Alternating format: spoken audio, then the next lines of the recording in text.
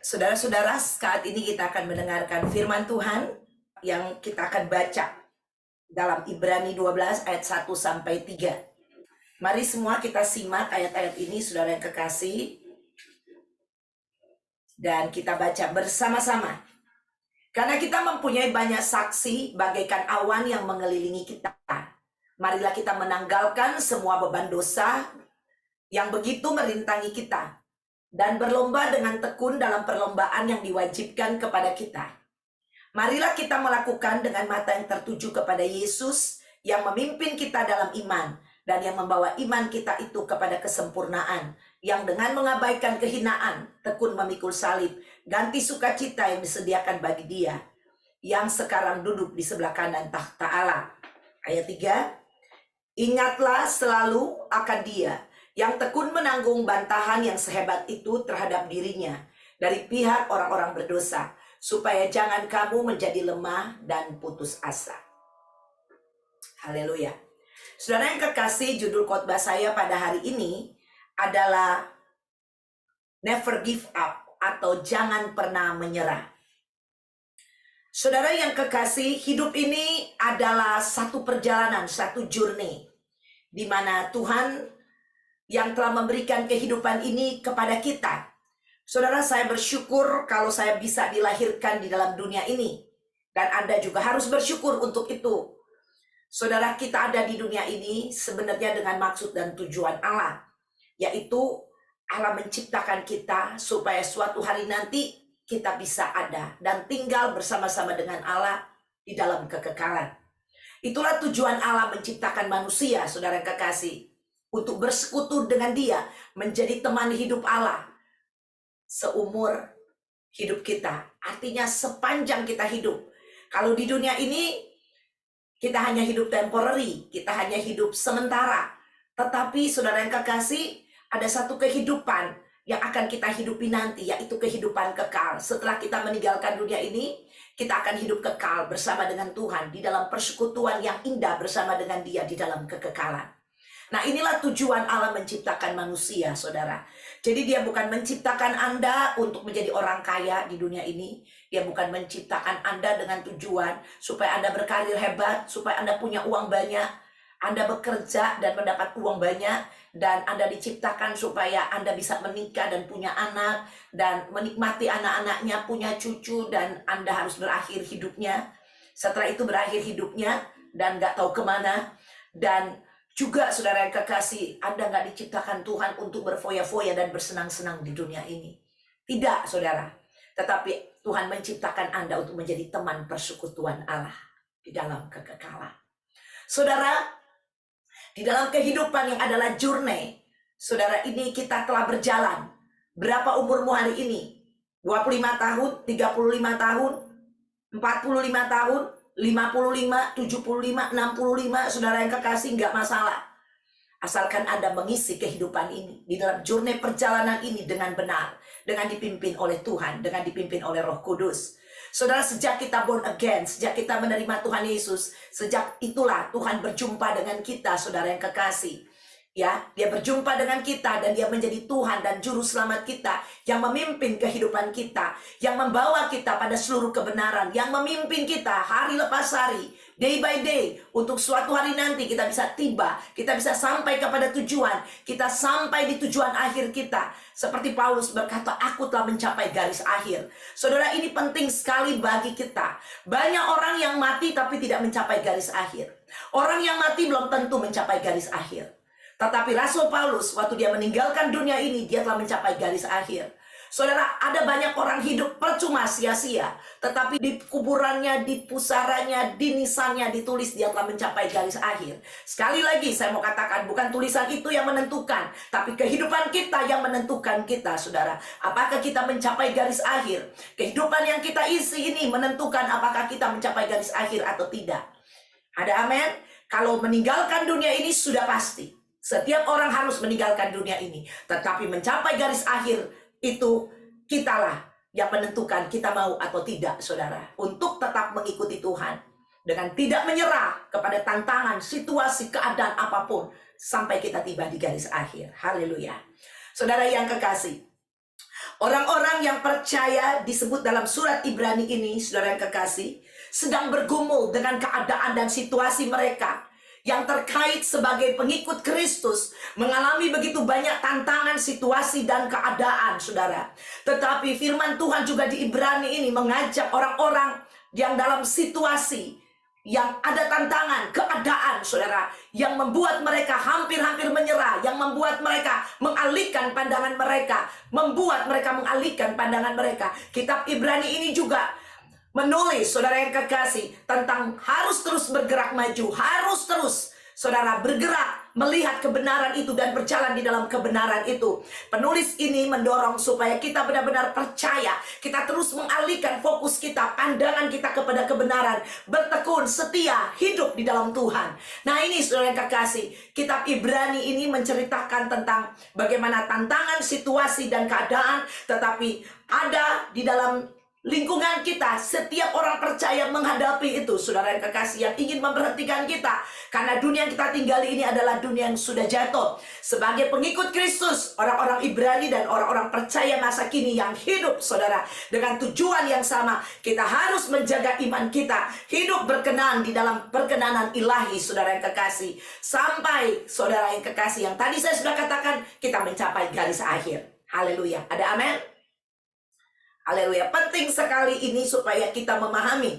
Dan dalam hal ini, saudara yang kekasih, ada 3 hal yang harus kita fokus. Ada 3 hal yang harus kita lakukan. Ada 3 hal yang harus benar-benar orang percaya jalani di dalam kehidupan ini, saudara yang kekasih. Yang pertama, 3 hal ya, yang mendasari daripada kita supaya tidak menyerah atau kita never give up sampai kita tiba di garis akhir. Yang pertama, saudara, kita harus belajar dari tokoh-tokoh Alkitab, tokoh pemenang atau orang-orang beriman dari Alkitab. Nah ini yang 3 hal ini yang harus kita pelajari, kita belajar. Yang pertama, tokoh pemenang atau orang-orang beriman dalam Alkitab. Saudara, kalau Anda membaca di Ibrani 11 ayat 4 sampai ayat 40, saudara yang kekasih, di kitab Ibrani ini menceritakan tentang tokoh-tokoh orang-orang beriman. Ya, ada begitu banyak tokoh-tokoh orang beriman. Salah satunya di situ ada namanya Habel. Dikatakan Habel itu masih berbicara walaupun dia sudah mati, saudara. Darahnya itu naik di hadapan Tuhan dan berbicara kepada Tuhan. Dan kita lihat juga, saudara, tokoh Henok. Bagaimana Henok itu dia hidup menurut perkenanan Tuhan. Dan dia berkenan di hati Tuhan, saudara yang kekasih. Itulah sebabnya Henok itu tidak ada lagi. Dikatakan Henok itu telah dibawa, diangkat oleh Tuhan, saudara yang kekasih. Ya. Dan ada juga, saudara yang kekasih, kita melihat di kitab Ibrani ini, ya, khususnya tokoh-tokoh orang beriman, walaupun tidak semua dicatat di Ibrani 11 ini, karena dikatakan Alkitab ini tidak akan memuat kalau semua tokoh itu disebutkan, saudara yang kekasih, ya. Dan ada juga di situ berbicara tentang Musa, saudara yang kekasih. Bagaimana Musa itu dia disembunyikan oleh orang tuanya, saudara. Karena pada waktu itu anak-anak akan dibunuh, anak-anak di umur di bawah 2 tahun. Dan ibunya, saudara, menyembunyikan dia. Dan akhirnya dia ditemukan oleh putri Firaun. Dan dia dijadikan anak, saudara yang kekasih. Dan dia bertumbuh di kerajaan di Firaun, saudara. Di kerajaannya Firaun dia bertumbuh menjadi seorang pangeran, ya. Tetapi karena iman kepada Tuhannya, dia meninggalkan segala fasilitas itu dan dia mengikuti Allahnya, saudara yang kekasih. Dan kalau kita belajar juga tentang Abraham, saudara yang kekasih, Abraham ini dia dipanggil keluar dari negerinya, saudara, mempergi kepada negeri yang akan Tuhan tunjukkan kepada dia. Dia tidak tahu kemana, saudara, tetapi dia percaya kepada Tuhan. Nah ini kita lihat, saudara kekasih, ada begitu banyak tokoh-tokoh yang saya tentunya tidak akan bisa sebutkan satu persatu, saudara yang kekasih. Ya, tetapi beberapa tokoh di dalam Alkitab ini yang kita belajar. Bagaimana orang-orang ini diperhadapkan dengan tantangan, situasi, keadaan, saudara. Tetapi mereka ini tetap, saudara, tetap mereka menunjukkan bahwa mereka inilah orang-orang yang beriman, yang percaya kepada Tuhan. Mereka tidak mau dikalahkan oleh dunia ini. Walaupun ada tawaran, ada tantangan. Kalau kita berbicara tadi, kita balik sedikit ya. Kita berbicara kepada Musa. Saudara, Musa itu dia telah memiliki fasilitas di kerajaan Firaun, saudara yang kekasih. Dia telah memiliki posisi. Ya, dia telah memiliki status. Dan dia telah memiliki kedudukan, saudara yang kekasih. Dan kedudukan itu adalah kedudukan yang luar biasa, saudara. Dan dia tidak perlu mengetahui atau tidak perlu belajar tentang bangsanya yang adalah saat itu dia pada waktu Musa dibesarkan, saudara, bangsanya ini adalah bangsa orang-orang Israel, orang-orang Yahudi yang ada di Mesir, dan mereka ini menjadi budak, saudara yang kekasih. Kalau dia tidak mau, saudara, tidak mau peduli, dia bisa cuek aja. Saya udah punya kedudukan dan saya juga nggak biasa hidup dengan mereka. Dari masih bayi saya sudah diambil dan saya sudah dibesarkan di kerajaan ini dan saya mempunyai kedudukan, mempunyai fasilitas. Saudara yang kekasih, tetapi tidak seperti itu. Musa dia memilih, saudara yang kekasih, dia memilih untuk mengikuti Allahnya dia, karena yang di dalam itu berbicara. Saudara yang kekasih, ada banyak orang, saudara, meninggalkan Tuhan karena posisi, karena keadaan, karena situasi, saudara yang kekasih, yang dia miliki, karena uang, saudara. Dia meninggalkan Tuhan, dia tidak mengikuti Tuhan lagi. Kalau kita berbicara tentang bangsa Israel, kita lihat, saudara yang kekasih, bangsa ini adalah bangsa yang berada di Mesir dalam waktu yang kurun waktu 400 tahun, kurang lebih 400 tahun berada di Mesir, dan mereka ini menjadi budak orang-orang Mesir, menjadi budak kerajaan Firaun. Dan saudara, dikatakan di dalam Alkitab bahwa Firaun menambahkan pekerjaan-pekerjaan bagi mereka sehingga mereka tidak bisa beribadah kepada Allah mereka. Saudara, hati-hati di zaman sekarang saat ini, saudara yang kekasih, ada banyak hal yang dapat memisahkan kita dari Tuhan, saudara. Ada banyak hal yang membuat kita, saudara, fokus kepada hal-hal yang duniawi. Uang, bukannya kita nggak perlu, kita perlu uang. Tetapi uang, saudara, jangan sampai jadi mamon dalam kehidupan kita. Saudara, banyak orang, saudara, menjadikan karirnya menjadi nomor satu di dalam kehidupannya. Dia tidak pandang waktu, saudara. Dia mulai mengabaikan Tuhan dan karir menjadi prioritasnya dia. Banyak orang, saudara yang kekasih, menjadikan kekuasaan menjadi center, menjadi Tuhan di dalam hidup mereka, sehingga Tuhan yang sebenarnya, Tuhan yang real, yaitu Tuhan yang harusnya disembah, Tuhan yang adalah juru selamat dan Tuhan yang sudah diabaikan, saudara yang kekasih. Dan banyak orang dengan hobinya, saudara, mengabaikan Tuhan. Kalau hobi dibikin nomor satu, tetapi kalau masalah Tuhan, saudara, dibikin nomor berapa. Dan ini juga menjauhkan dia dari Tuhan. Saudara, kalau kita belajar dari tokoh-tokoh ini, saudara yang kekasih, tokoh-tokoh inilah orang-orang yang setia sampai mati. Orang-orang yang bukan ada tantangan dan situasi dan hanyut dan mengikuti tantangan dan situasi, saudara yang kekasih. Tetapi orang-orang ini adalah orang-orang yang beriman kepada Tuhan. Dalam situasi keadaan sesulit apapun, bahkan saudara, nyawa pun taruhannya, orang-orang ini tetap mengerjakan pekerjaan Tuhan. Orang-orang ini tetap beriman kepada Tuhan. Orang-orang ini tetap mengandalkan Tuhan, tetap tidak menjauh dari Tuhan, tetap mencari Tuhan. Saudara yang kekasih, kalau kita belajar tentang tokoh Rasul Paulus, saudara yang kekasih, Rasul Paulus berkata dia tidak menghiraukan nyawanya sedikit pun, asalkan dia bisa mencapai garis akhir. Saudara, harusnya ini menjadi tantangan di dunia modern saat ini dia, bagi orang-orang percaya, saudara yang kekasih, supaya kita jangan sampai, saudara yang kekasih, kehidupan kita dicemarkan oleh ilah-ilah zaman ini. Kehidupan kita dibawa arus, saudara yang kekasih. Kita belajar di tokoh-tokoh di Alkitab ini, saudara yang kekasih. Ada juga, saudara, tokoh-tokoh yang tidak sampai garis akhir. Ada juga, saudara. Tapi hari ini saya tidak membawa Anda untuk melihat tokoh-tokoh yang tidak sampai garis akhir, karena Tuhan merindukan semua kita yang mendengarkan firman Tuhan pada hari ini. Semua kita, Tuhan menginginkan kita supaya kita mencapai garis akhir. Haleluya. Saudara yang kekasih, inilah yang menjadi tantangan di dunia modern, dan kita harus fokus, saudara. Ingatlah saudara yang kekasih, ada saudara-saudara kita yang ribuan tahun yang lalu hidup, yang dicatat di Alkitab. Mereka bukan tidak mengalami tantangan, tapi mereka mengalami tantangan, tapi mereka tetap setia dan setia sampai akhir. Saudara yang kekasih, kita harus ingat, saudara, bukan hanya kita yang ada tantangan. Kalau zaman dulu kita lihat, saudara kekasih, tantangannya itu, khususnya di gereja mula-mula, kalau Anda belajar, tantangannya itu bukan main-main, tantangannya itu nyawa taruhannya. Ya, sehingga kalau kita belajar di Alkitab, 12 murid Tuhan Yesus, 11 muridnya itu mati syahid, termasuk Rasul Paulus mati syahid. Mereka mati dibunuh demi untuk memberitakan Injil, tapi mereka semua mencapai garis akhir. Haleluya. Walaupun Yohanes, saudara, murid Tuhan Yesus, dia tidak dibunuh, saudara, tapi hanya disiksa, saudara yang kekasih, tetapi dia mencapai garis akhir. Bukan masalah kita harus mati demi Injil atau kita tidak mati demi Injil, saudara yang kekasih. Tetapi yang penting di sini adalah kita setia sampai di garis akhir. Ini yang paling penting, saudara. Karena dunia saat ini, saudara, dunia yang membawa kepada kebinasaan, ya, menuju kepada kebinasaan dunia yang penuh dengan dosa, saudara. Kalau kita salah sedikit, saudara yang kekasih, kita sedang digiring di bawah kepada kebinasaan. Hati-hati, karena keinginan daging saat ini akan keluar dengan begitu rupa. Karena tawaran-tawaran dunia yang kelihatan pakai mata ini begitu bergejolak saat ini, saudara. Menawarkan macam-macam. Ya, kalau Anda di Amerika hidup, dikit-dikit, saudara, Anda dikirimin macam-macam penawaran-penawaran, ya, iklan-iklan itu dikirimin ya di handphonemu, ya. Banyak, saudara, iklan-iklan diteleponin, ya, mungkin semuanya juga di Indonesia, ya, di mana aja di seluruh dunia ini diteleponin ada aja, saudara yang kekasih, ditawarkan ini itu, kredit card ditawarkan terus sehingga orang mau ambil kredit card, ambil satu, nggak cukup satu, ambil dua, ambil tiga, ambil empat, ambil lima, enam, tujuh, sampai akhirnya orang-orang ini, saudara terkasih, bergulat dengan hutang, dan akhirnya jatuh ke dalam hutang yang sebegitu besarnya, dan akhirnya nggak bisa bayar utang. Saudara, inilah yang diperdaya oleh dunia ini. Hati-hati, saudara yang kekasih.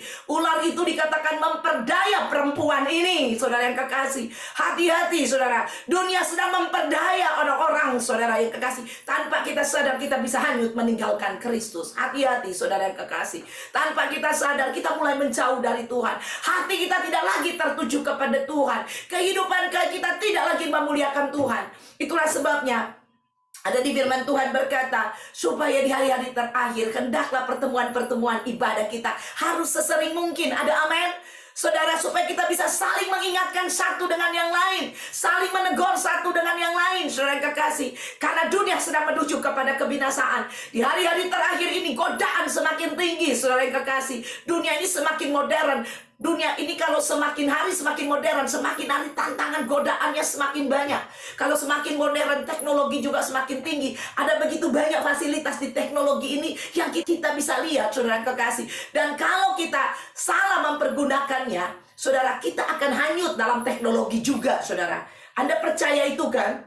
Anda tahu dirimu. Anda bawa handphone aja, handphone ini bisa membawa kebinasaan untuk dirimu, saudara yang kekasih. Betul, kalau kita tidak menjaga waktu-waktu dengan baik, saudara, kita tidak mempergunakan, kita tidak mengerti, ini handphone aja yang kecil ini bisa membawa kepada kebinasaan. Dikit-dikit buka handphone, dikit-dikit Google, dikit-dikit cari ini, dikit-dikit cari itu, saudara kekasih. Baca, orang punya status, mau lihat orang punya keadaan, mau lihat orang punya ini, semua dilihat, saudara, semua dilihat, semua kita pengen tahu, saudara. Akhirnya firman Tuhan kita gak pengen tahu lagi.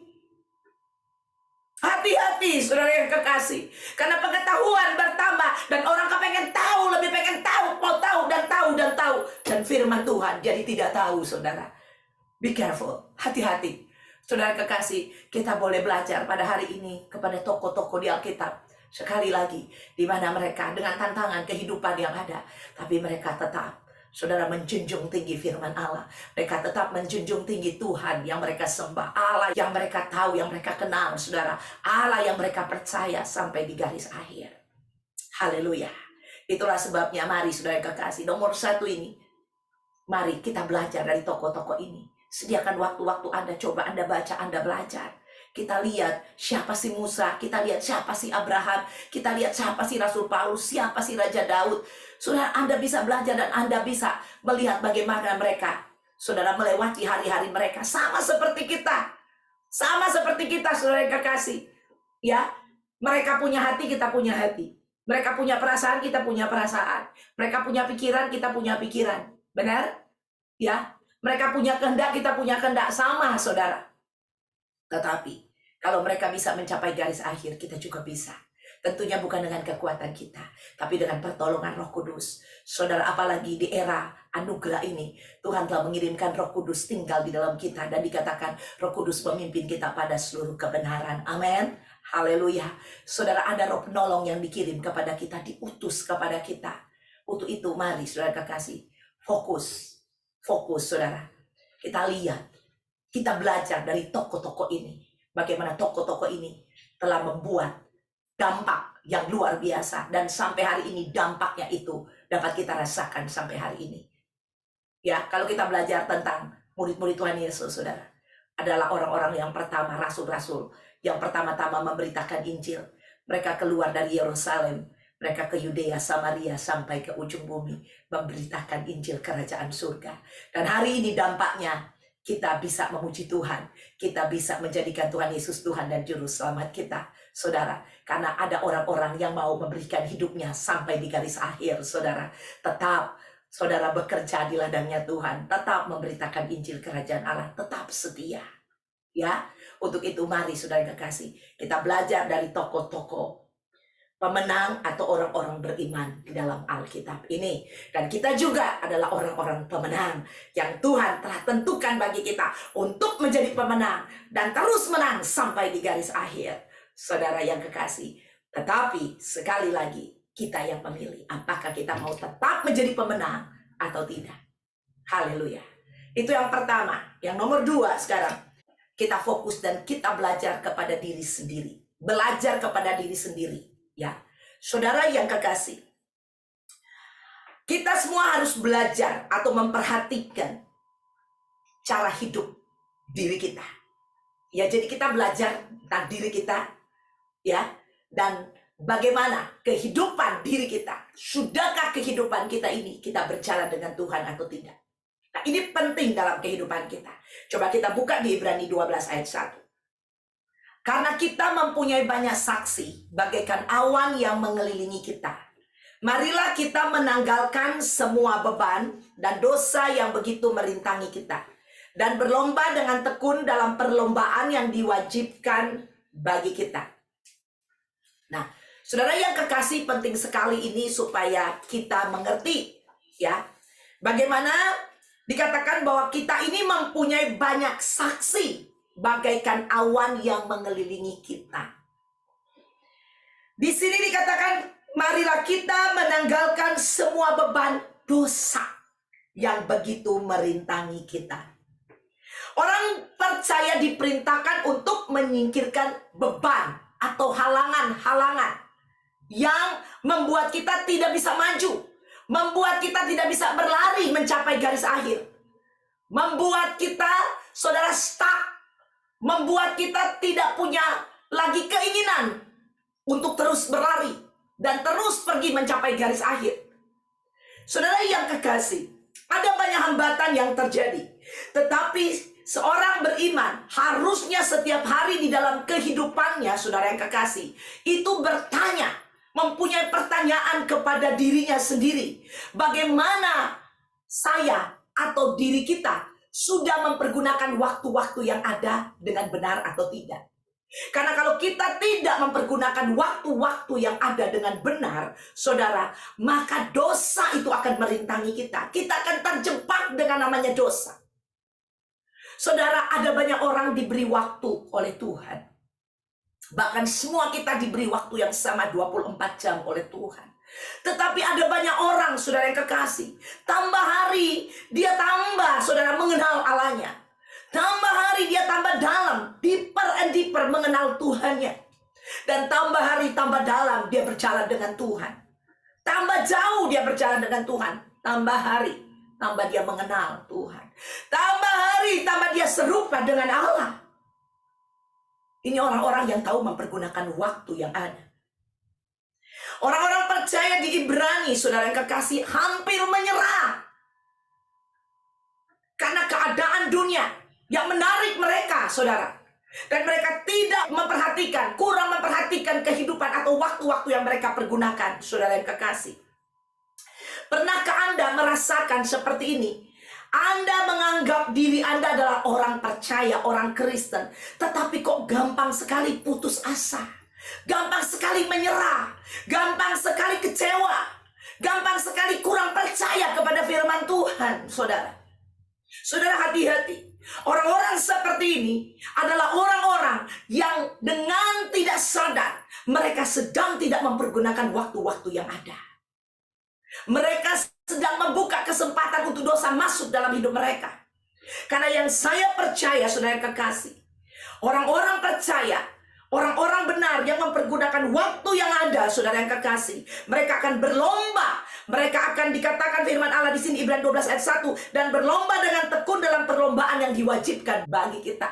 adalah mereka tahu mereka hidup dalam perlombaan. Artinya ada tantangan, ada keadaan, ada iblis yang ingin merintangi, ada dosa yang dilemparkan, ada dosa yang ditawarkan oleh iblis, oleh dunia ini, saudara yang kekasih. Tetapi orang-orang percaya kepada Tuhan, saudara yang kekasih, yang tahu mempergunakan waktu-waktu yang ada, saudara, mereka akan fokus kepada hidup mereka. Mereka akan menjaga kehidupan mereka. Mereka akan mempergunakan waktu-waktu secara benar, saudara. Mereka tidak mau mempergunakan waktu-waktu ini secara sia-sia. Mereka tidak memberikan kepada waktu-waktu ini, saudara, kepada hal-hal perkara-perkara yang bersifat atau bernilai dosa. Saudara, tidak mudah jatuh di dalam dosa, bahkan tidak membiarkan dosa, saudara, merintangi mereka. Nah, ini dia. Tetapi ada banyak, saudara, juga orang-orang percaya sudah tidak fokus lagi, sudah tidak menghiraukan ini, saudara. Karena orang-orang percaya tidak bisa menjaga waktu-waktu mereka dengan baik, dengan benar, tidak diisi dengan benar, saudara. Bahkan ada banyak orang ada di rumah Tuhan, hari Minggu ke gereja, tapi hari Minggu ke gereja cuma menjadikan satu simbolik bahwa mereka harus ke gereja. Kalau nggak ke gereja rasanya ada yang hilang, rasanya dosa ya. Kalau nggak ke gereja, aduh gimana ya, aduh kalau nggak melayani gimana ya. Tetapi hatinya menjauh daripada Allah. Hati-hati, kita harus fokus kepada diri kita, saudara yang kekasih. Kita belajar lihat diri kita. Kalau lihat diri kita, lihat sampai kedalamannya, saudara. Ya, sampai kedalaman diri kita, hati kita. Manusia batinia kita harus selidiki. Ya, saudara, Daud berkata, search my heart, oh Lord. Selidiki hatiku ya Tuhan. Saudara, kita minta Tuhan menyelidiki hati kita, saudara. Kita minta Tuhan menyelidiki kehidupan kita di hari-hari yang terakhir ini, saudara yang kekasih. Iblis ingin menghancurkan Anda dan saya. Iblis mempunyai strategi-strategi yang khusus untuk membawa Anda menjauh dari Allah, untuk membawa waktu-waktumu tersita begitu saja, sehingga kadang-kadang Anda mungkin menyesal. Aduh, udah sampai malam hari gua gak punya persekutuan dengan Tuhan. Udah sampai malam hari, apa yang saya lakukan? Banyak orang menyesal hari itu dan berniat, oh besok aku mau buat hari yang baik, hari ini harus lebih baik. Tetapi dia gagal lagi, dan gagal lagi, dan gagal lagi. Karena orang-orang ini tidak bisa berkata tidak kepada dosa, tidak bisa berkata tidak kepada kesenangan daging. Saudara, mari kita harus berani berkata tidak. Kalau itu bukan kebenaran, berkata tidak. Kalau waktu-waktu kita terbuang begitu saja, kita harus berkata tidak. Ada orang bekerja, kerja, uang, dan uang. Saudara, hati-hati. Jangan jadi sama seperti Paman Donald. Ya, uang. Kalau cuma Paman Donald itu cerita dongeng, ya. Saudara, tapi kalau jadi sama seperti Paman Yudas, ya, itu mengerikan sekali. Uang, dan uang. Sekali lagi, uang hanyalah alat, bukan raja. Tapi uang saat ini menjadi raja, mengontrol, menguasai hidup manusia.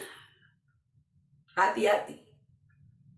Saudara yang kekasih, kita yang harus minta Roh Kudus yang menguasai hidup kita, bukan uang. Amin.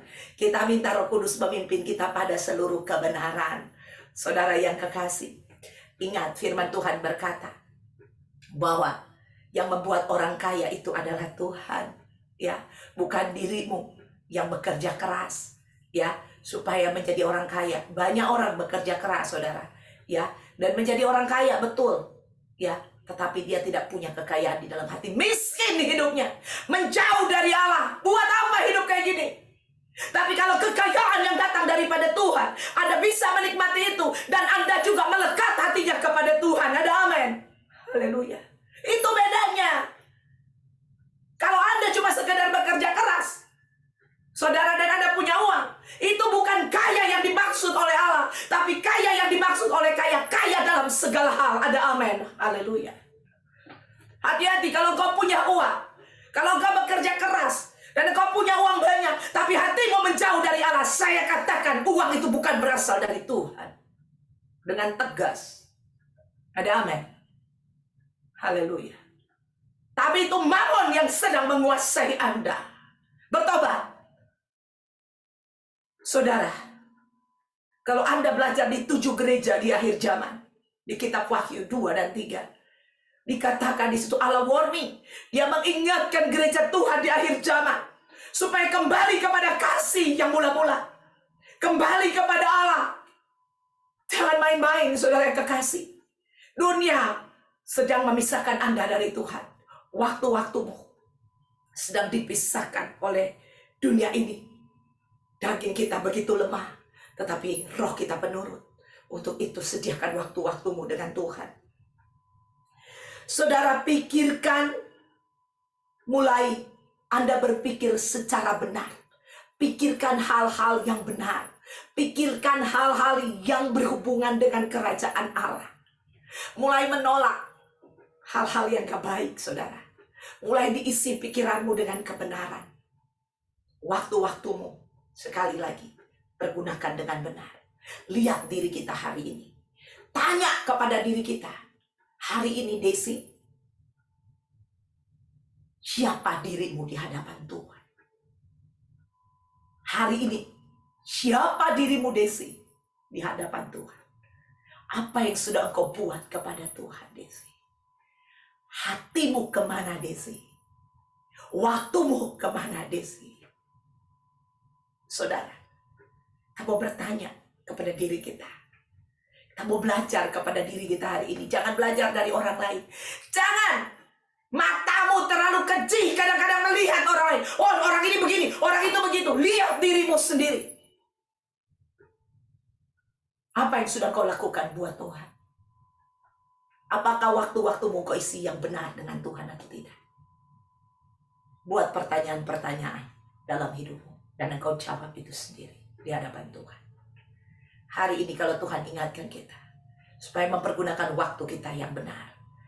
Sehingga tidak ada dosa yang dapat merintangi kita. Saudara, mari pergunakan dengan benar.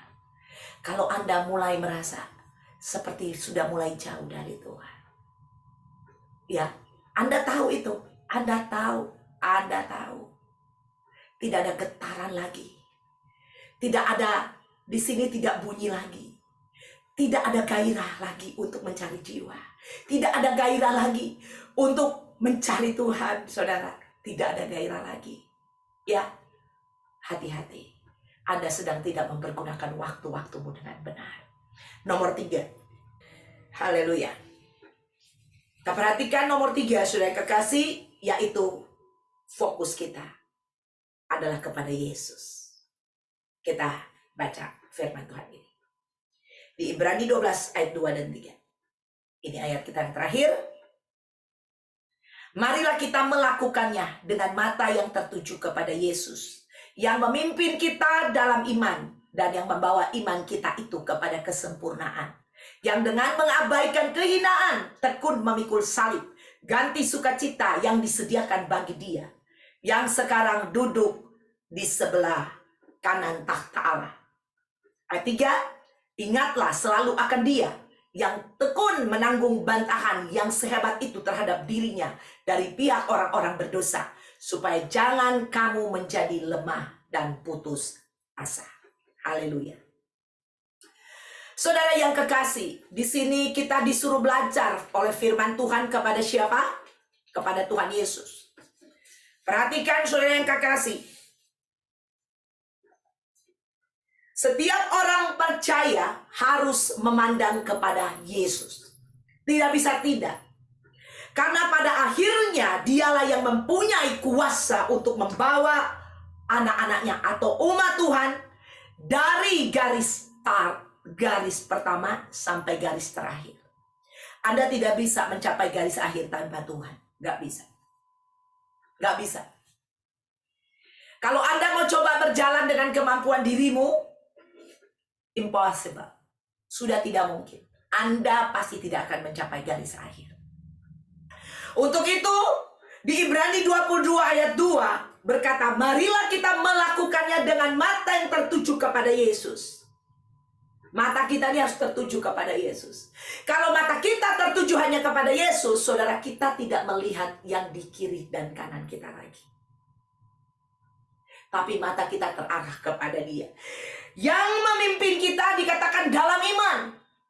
Jadi pemimpin iman Anda dan saya adalah Kristus Yesus, Tuhan kita, bukan dirimu.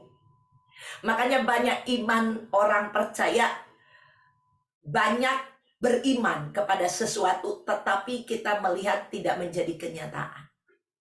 Karena iman yang mereka miliki adalah iman yang pakai kekuatan mereka sendiri, tidak dipimpin oleh Tuhan, tidak dipimpin oleh Roh Kudus, saudara. Dan akhirnya berakhir dengan kegagalan. Tetapi di sini dengan jelas yang memimpin iman kita. Amin, saudara kekasih. Yang memimpin kita dalam iman. Jadi harus dipimpin. Iman ini harus dipimpin. Untuk percaya kepada Tuhan hari lepas hari, saudara harus minta pimpinan Tuhan. Untuk itu penting sekali kita fokus kepada Yesus yang adalah the center. Amin. Dia adalah the leader.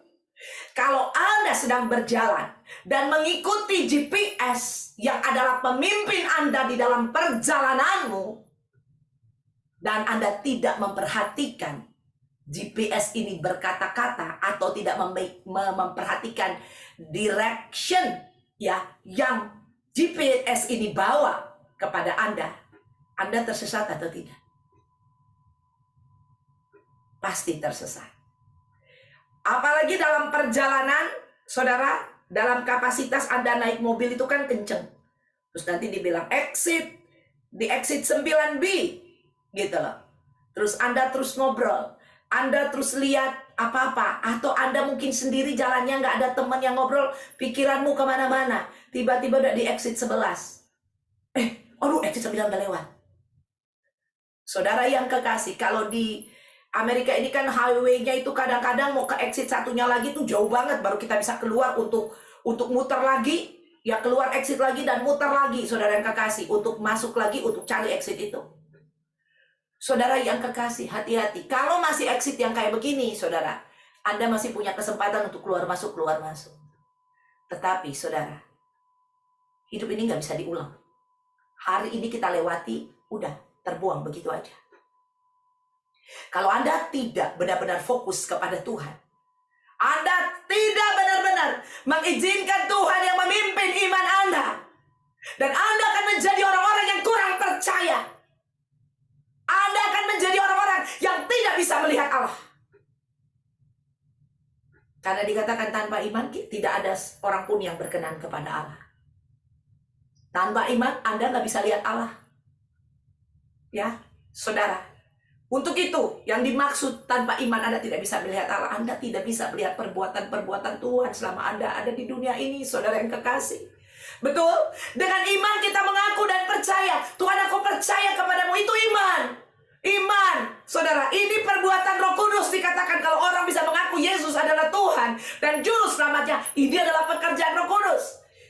Dan Tuhan sendiri, Roh Kudus memimpin iman kita, sehingga iman kita sungguh-sungguh, saudara, bisa kita lihat terjadi. Bukan iman yang bersumber dari kekuatan kita, tapi iman yang dipimpin oleh Roh Kudus, oleh Allah sendiri. Katakan amin. Dan ini Anda akan melihat perbuatan-perbuatan Allah terjadi di dalam hidupmu. Karena Anda dipimpin oleh Allah. Makanya dikatakan Roh Kudus leads us to all righteousness. Ada amin. Haleluya. Roh Kudus pimpin kita pada seluruh kebenaran. Dia yang membawa iman kita, dikatakan di sini, bahkan bukan cuma memimpin kita dalam iman, tapi ayat 2 dikatakan, dan yang membawa iman kita itu kepada kesempurnaan. Haleluya. Amin. Haleluya. Kalau berbicara Tuhan berbicara perfection, berbicara kesempurnaan. Makanya Tuhan bilang kepada murid-muridnya, karena engkau kurang percaya, maka itu tidak terjadi kepadamu. Suatu hari murid-murid Tuhan pulang dan bilang, Tuhan, kami tidak bisa menyembuhkan orang, mengusir setan. Tuhan bilang, apa? Karena engkau kurang percaya. Karena di sini dikatakan, yang membawa iman kita pada kesempurnaan. Ya, karena Tuhan itu sempurna.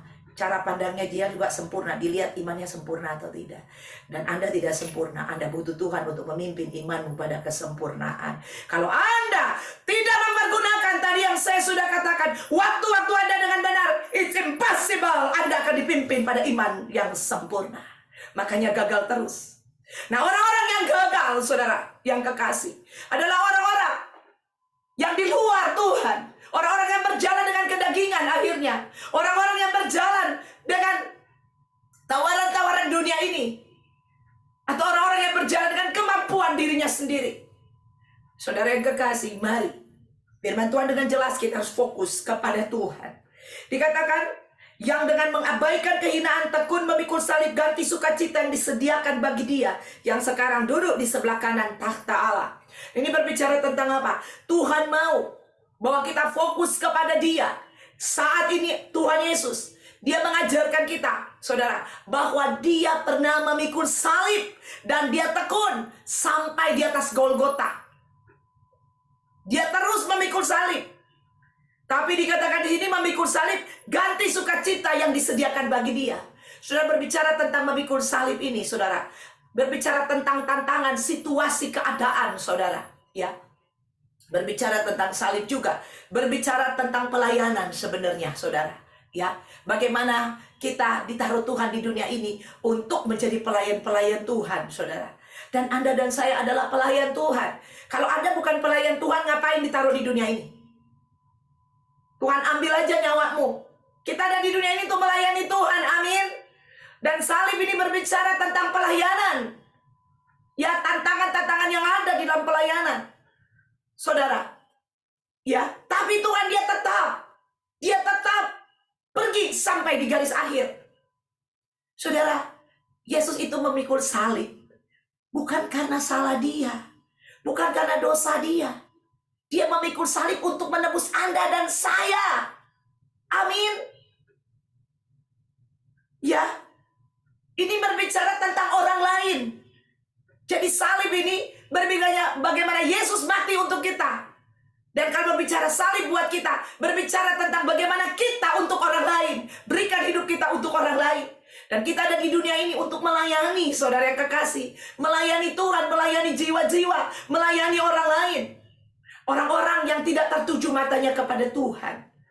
Saudara yang kekasih, orang-orang ini tidak akan pernah melayani dengan benar, dengan sungguh-sungguh. Orang-orang ini tidak akan excited dengan jiwa-jiwa, tidak bergairah hidupnya kepada jiwa-jiwa. Tidak ada rasa di sini, tidak ada desire, gairah untuk mencari jiwa, nggak ada. Saudara, tetapi kalau kita belajar kepada Tuhan, kita fokus kepada dia, kita akan menjadi orang-orang yang bergairah untuk melayani Tuhan. Sementara Anda melayani Tuhan, hari ini Anda melayani, besok Anda melayani, lusa Anda melayani, Anda fokus terus kepada Tuhan, tiba-tiba waktu Anda selesai di dunia ini. Dan Tuhan berkata, engkau telah mencapai garis akhir anakku. Amin. Tetapi kalau kita tidak mempergunakan waktu-waktu kita yang ada, saudara, tanpa terasa, tiba-tiba udah di penghujung hari terakhir hidup kita. Haleluya. Ayat 3 berkata, ingatlah selalu akan dia yang tekun menanggung bantahan yang sehebat itu terhadap dirinya dari pihak orang-orang berdosa, supaya kamu jangan menjadi lemah dan putus asa. Kematian, kebangkitan Yesus memberikan perspektif kepada kita ketika seorang Kristen menghadapi situasi dan tantangan hidup. Kita harus ingat bahwa Yesus telah menanggung bantahan yang sehebat itu terhadap dirinya dari pihak orang-orang berdosa.